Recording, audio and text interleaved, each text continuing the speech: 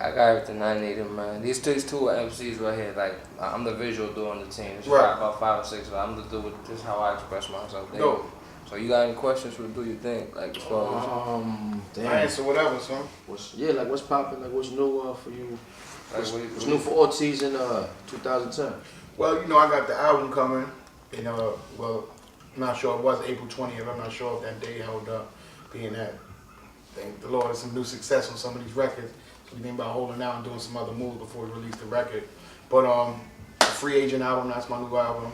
As y'all do know, I also am a member in a group, Slaughterhouse, and we're working on our second. Well, we ain't working on it yet, but we did our first album in 6 days. So, like I always say, our album is 6 days away, the second album. So, I mean, I got that popping.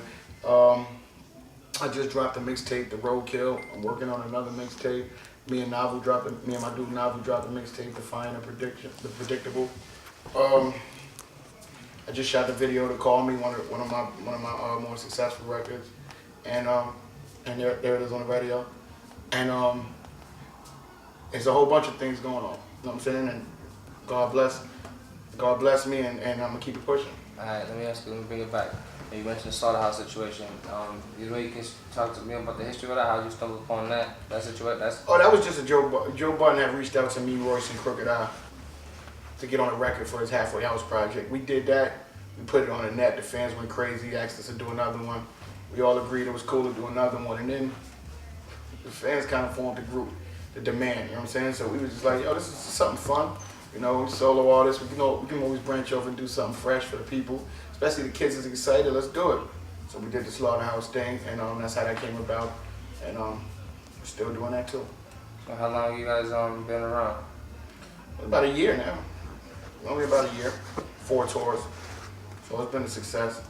We just came back from Europe. Planning on going down to South America soon. I got a question.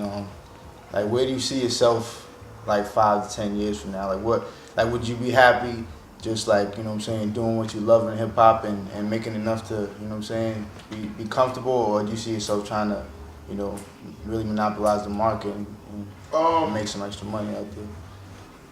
Honestly, I'm happy right now. I thank the Lord every day that I'm even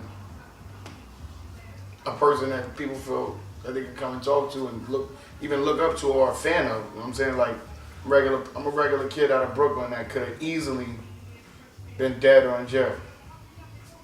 Real talk. So it wasn't nothing. I don't even be knowing how to approach those kind of questions sometimes when they say what would make me happy, because I'm already happy that I'm even alive, and that my mom's is off drugs, and that my grandma's, before she passed in October, got a chance to see me on the radio and be successful. So I'm already happy. But in 5 to 10 years, I mean, I just finished shooting my first film with Rick Cordero called Inside a Change. I love being in front of the cameras. And 5 to 10 years, you might see me in some movies. I like stuff like that. I'm not really a fan of the music business. I love rap and hip hop, but I'm not a fan of the business too tough. So I don't know if I'll venture into the business part of it. But as far as the cameras, I love the cameras, so, and the movie experience was dope. So maybe I'll get into some film shit too. And one step at a time though. Let's talk about 2010. I got some conquering to do. I'm not sure about these two fellas, but I can take it back on some Ortiz. So, What's up? Yeah, man, you go way back to the walking out. I don't know how long ago it was, walking through Puerto Rican Day Parade with your who the fuck Joel Ortiz. Ah, man. Damn. I must have been like 5 years ago now. Yeah, you talking about 2005, bro. So back then, and then the EA battles and the whole JD thing and everything, and that just the battle movement too. You know, dudes know you spit that hard body. You know what I'm saying? You got that real rap. You know what I'm saying? Thank you, man. That Styles P, Jadakiss, Thank you, Big Pun, Biggie, along the lines of, shit like that. So at the end of the day, they say 5 years, but you say you do it for hip hop. So what do you want you like remembered as a in the hip hop, not industry, but in the Yeah, that was kind of And like the along the lines of the community, question I of was course, trying to you know get what at. Like, where do If you? I want to be, what do I want to be remembered as? Yeah.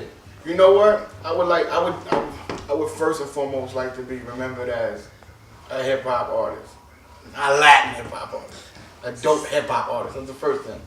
The second thing I'd like to be noticed as is one of the dudes that when everybody said hip hop was slipping away, hip hop was dead. You know, we heard all kinds of things. I just want to be remembered as one of the dudes that pumped life back into it and reminded people that hip hop can't die because it's not physical, it's a feeling. You know what I'm saying? And when I'm rhyming, I don't aim at records at the club or aim for a big single or say popping bottles with models and models and all that stuff. I just rhyme, and that's all it ever took for hip hop to feel the same way it does again to me now. Rhyme, that's it. Like, you know, don't hate on the South dudes, don't hate on anybody, the Midwest, nothing. They all come from where we all come from the same place. That's usually the bottom. Don't hate on nobody getting their guap. Just do what you do. You know what I'm saying? And I want to be remembered as one of them dudes that when everybody thought hip hop was dying or slipping away, I was one of them kids that was just like, yeah, bugging, let's just rhyme. Because, you know, talent overshines everything. Sure, gravy, Mustafa said. Alright, cool. So it's on you, Joe. Yeah, right. It's your boy Joel Ortiz, Brooklyn Zone 718 in the building. Stand up. You already know I'm kicking with my dudes based out in Boston. Am I correct? P.S. We the best. And everything, my dude. Keep it working, keep it pushing, keep it locked right here. PSWeTheBest.com. Yep.